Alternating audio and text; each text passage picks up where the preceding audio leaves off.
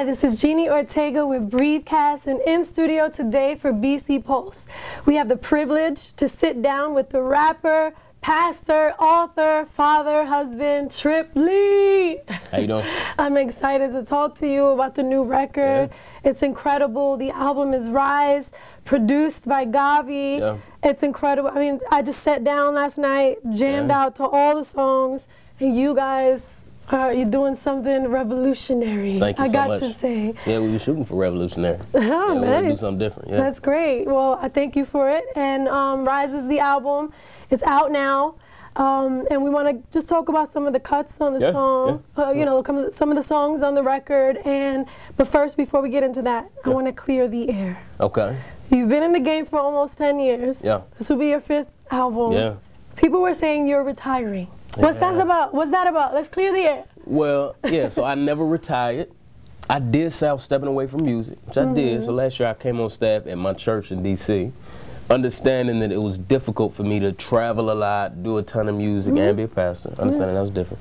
But I never said I retired. I was intentionally vague because I didn't know what was going to be next. That. Intentionally vague. But it didn't really work out for me because everybody assumed it meant I retired and stuff. But it's cool, sure did. You know. Yeah.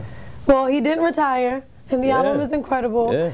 And your single, Sweet, is how you say it? Sweet, yeah. Sweet. Sweet, yeah.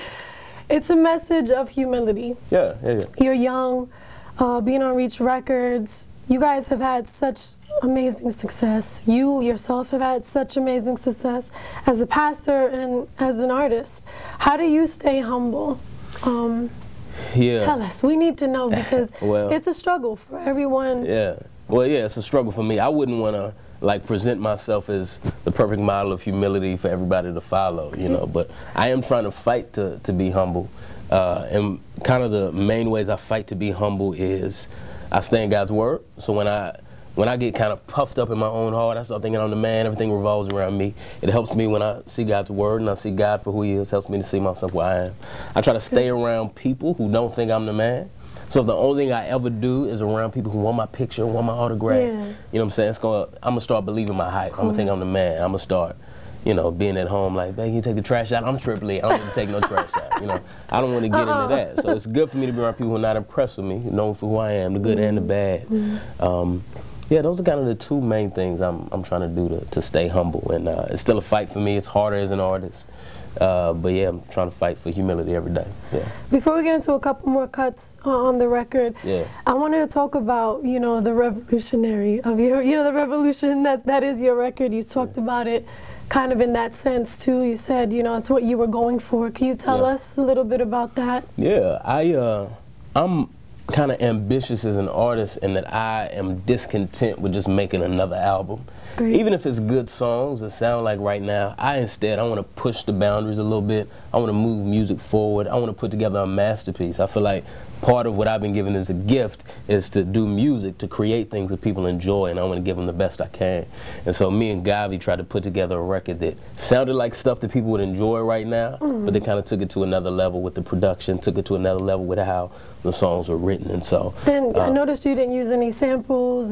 No samples. We created our own samples for it. So we still have kind of the style of vocal samples, but it was all kind of samples that we created. And a lot of Gavi's incredible with that stuff. Yeah, live music. And banging beats, I must say. So I hope people enjoy it. But I never want any of my records to sound like the last one. I don't want my record to sound like Craig's record. I don't want it to sound like nobody else's record. I want it to be, so I want to give people something new. So, you definitely did, I gotta say that. And songs like You Don't Know and a couple of other tracks, you mentioned Jesus. And I know a lot of your peers get criticized for not mentioning Jesus enough. Is that something that you do intentionally? I mean, you're a minister. I know it's a little different than just being an artist. And even as an artist, I would say you are a minister, but you're a pastor. Do you do that intentionally? Or? Yeah, I mean, all of us are Christians. So all the guys who I work with Reach, all those dudes love God, man. They love Jesus. They love their wives. They love their churches. Those are good guys. And so we all have different ways that we approach our music. I'm naturally a little bit more teachy than, for instance, say Lecrae is. It's part of why I'm a pastor. It's part of my gift is to teach. And so all of us are trying to approach our music in a way that we're trying to make great music that honors God, and trying to honor God with the message by saying true things. So there are true things that we can say about God and about Jesus. There are true things to say about the world, and it's just going to be different depending on how we approach it. And so I dislike when people criticize my friends like they are ashamed of their faith. When you listen to music, which doesn't even mean that's like the opposite of 116. If you listen to their music, you listen to their interviews, it's just like their problem is they're just not saying it how you would have said it if you were there. But it's nothing about being ashamed. And so I do approach my music in a certain way, but I still don't want it to be like so overly teachy that it's not music anymore, or that it only then appeals to a certain small group of people. That's good. I want to approach my music saying true things, and I want to approach it in a way to where it appeals to everyone, because I want everybody to be able to listen to it, to enjoy it, and also I'm trying to have a message in there for everybody. So. There's a song of yours called All Rise Up, which I absolutely loved, and it was very meaty. Can you tell us a little bit about the track? Yeah, All Rise Up is a song that kind of tells some of the story of where the music has gone in the last 10 years from where it started to where we are now. And in that song, you know, I kind of tell my story of meeting dudes in '04 and kind of where the music has grown over that time. And in the last verse, I addressed the very thing you asked me about, whether or not I've retired or not. And in that verse, just saying, yeah, I didn't retire, but if I ever do, you know, I need to think about what I want to leave in my music, and what I want to leave is music that honors God, because the rap game doesn't need me, Reach Records doesn't need me, Jesus doesn't need me. His story is going to move on along without me, so I want to make sure I'm doing something, not just to leave a name for myself, but to actually do music for the purpose it was made for. That's great. Yeah. You have Beautiful Life too.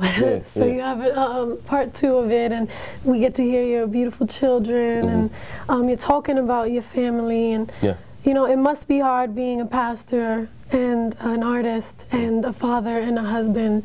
Can you talk to us about that? Like, are the priorities, what are they for you?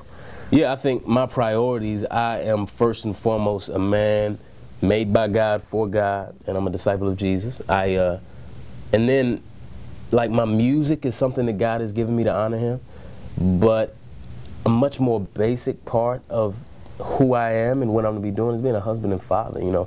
And one thing I'm really grateful for is when I'm spending time with my family, I don't feel like, I need to check off the spend time with my family list. I feel like I love my wife. I love spending time with her. I love my kids. They're crazy in a good way, and I enjoy spending time with them. So I feel like in terms of priorities, I have to keep those in mind. What's most basic is I'm a Christian, I'm a husband and father, and then I can start thinking about the ways that I get to thinking about my career and thinking about, because if doing music meant I wasn't able to be faithful to my family, then I don't need to be doing music, because there's a lot more basic responsibility to do that. And so I have to keep those in mind, otherwise I'm going to overload my life and never be able to be faithful in all these different areas. That's great. Yeah. Well, guys, stay tuned for part 2. We'll be right back.